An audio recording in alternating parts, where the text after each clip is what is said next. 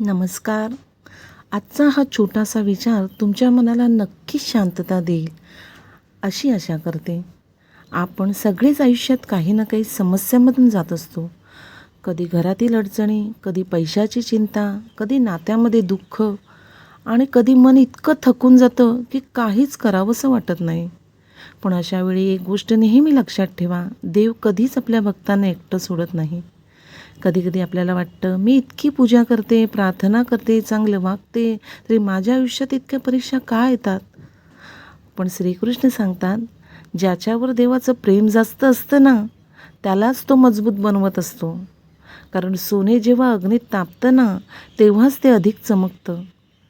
तसंच आपल्या आयुष्यातील कठीण प्रसंग आपल्याला तोडण्यासाठी नाही, तर मजबूत बनवण्यासाठी येतात. आज तुमच्या आयुष्यात दुःख असेल तर उद्या आनंदही नक्की येईल. फक्त देवावरचा विश्वास कधीच कमी होऊ देऊ नका.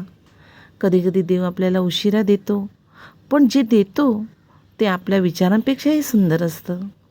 म्हणूनच रोज देवाचं नाव घ्या, मन शांत ठेवा आणि चांगलं कर्म करत राहा.